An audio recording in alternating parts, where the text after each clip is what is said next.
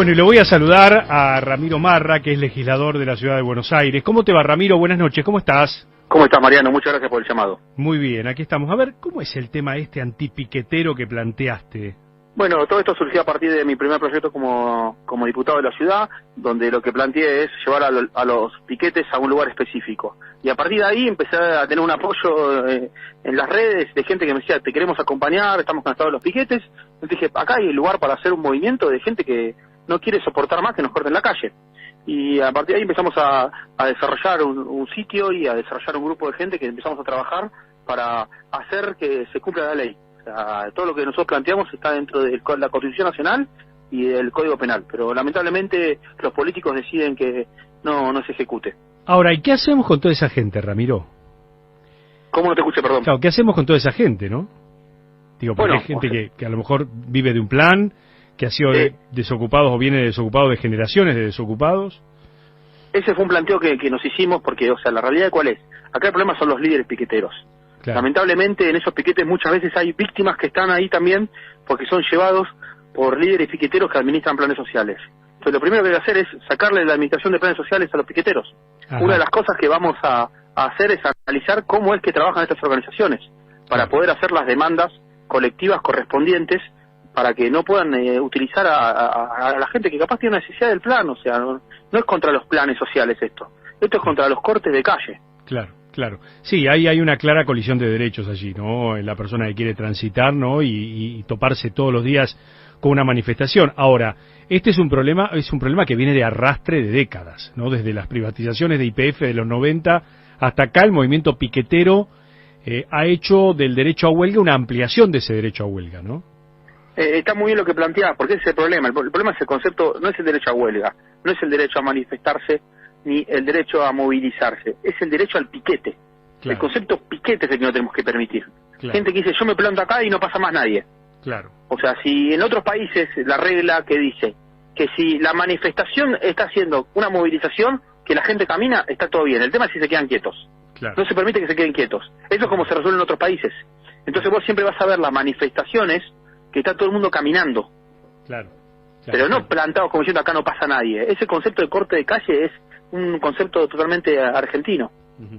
Ramiro, te llevo a otro terreno. Yo en el editorial de apertura hablaba un poco de lo que ha sido este proyecto presentado ayer para, de alguna manera, captar o crear un fondo para pagar la deuda con el Fondo Monetario en virtud de los capitales internacionales en negro. ¿Qué te parece este proyecto? ¿Te parece disparatado esto que plantea el gobierno? Es totalmente disparatado y es parte de la interna que están teniendo política. Como no pueden resolver la economía, no pueden resolver la inflación, empiezan a tener discusiones, que si el acuerdo con el fondo está bien o está mal. O sea, para nosotros los liberales está mal. Pero ¿qué pasa? A su vez viene la contraofensiva kirchnerista a decir, no, pero ahora tenemos que pagar un impuesto. Entonces, ¿para qué hacen el acuerdo? Y se empiezan a contradecir entre ellos. ¿Por qué se contradicen? Porque están perdiendo por goleada. No, ni hablo del concepto de la guerra que planteó el presidente porque me parece inadecuado. Hablemoslo en términos futbolísticos. O sea, tienen el arco lleno de goles y no pueden patear al arco. Todo lo que hacen va para el otro lado. O sea, ahora, es un desastre lo que está haciendo el gobierno. ¿Pero está mal hacer un blanqueo? El tema es cómo hacen los blanqueos, el tema es para qué objetivo tienen, quién lo hace, en qué contexto. O sea, los blanqueos pueden ser bien utilizados en gobiernos que tienen una fortaleza política. Este gobierno está de salida, no le corresponde hacer nada ya. Claro. Simplemente ver cómo arregla primero sus problemas políticos institucionales. Claro, el blanqueo de la administración Macri fue un éxito, ¿te acordás? Fue un éxito, pero lamentablemente después aumentaron bienes personales, entonces te mintieron de vuelta. Claro. O sea, es una mentira, es una manipulación de decir, no, vení que esta vez va a ser diferente. No fue diferente. Claro. La gente muchas veces no blanquea por este impuesto ridículo de bienes personales, que lo que hace es cobrarte un impuesto sobre un impuesto que te cobraron. Porque por a vos tener capital, tuviste que haber ganado plata, ya habías pagado el impuesto a las ganancias, ahora que tengo que tener, tengo que pagar por tener también, es una locura. Claro, bueno, uno de los requisitos para un blanqueo precisamente es la estabilidad fiscal y la seguridad jurídica, ¿no? Ahí está el punto. Claro. Acá no hubo estabilidad fiscal y tampoco, por supuesto, de seguridad jurídica, porque, o sea, por supuesto que en este tipo de gobierno nada es claro y no podés planificar nada. Ramiro, yo sé que vos sos un entendido en economía, yo te respeto muchísimo, hemos sido compañeros de trabajo y me gusta siempre preguntarte, ¿no? ¿Cuál es tu pronóstico para este 2022? ¿Vos crees que vamos hacia una inflación realmente muy tensa en los próximos meses? ¿Vamos a una devaluación? ¿Hacia dónde vamos? Bueno, yo creo que vamos a una inflación mucho más acelerada. En algún momento va a haber una devaluación porque, o sea, el tipo de cambios con una inflación pensá que estamos hace casi un año y medio con el tipo de cambio libre a 200 pesos. Con una inflación del 50%, seguramente en un momento va a haber también una especie de devaluación que también va a acelerar más aún la inflación. Y todo eso lo que va a generar es una crisis económica, acompañado de un problema que se está hablando mucho en las últimas semanas, que es el tema de la energía, del gas. Claro. ¿Qué va a pasar con eso? Claro. Que todavía nadie se atreve a tocar mucho el tema porque es una crisis para el segundo semestre. Claro.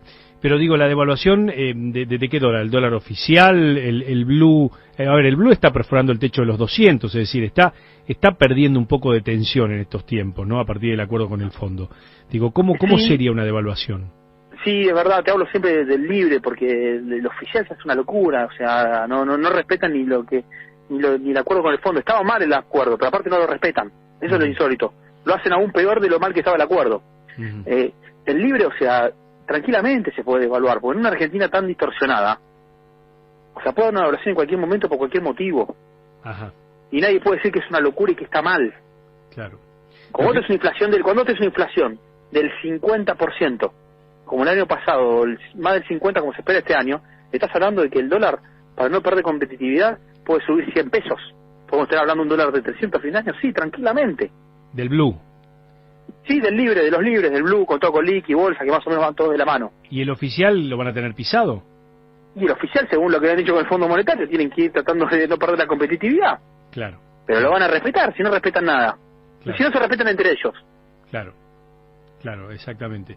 Decime, ¿y el tema de la inflación, vos ves un riesgo de hiper o realmente hablar de hiper es tiempo pasado?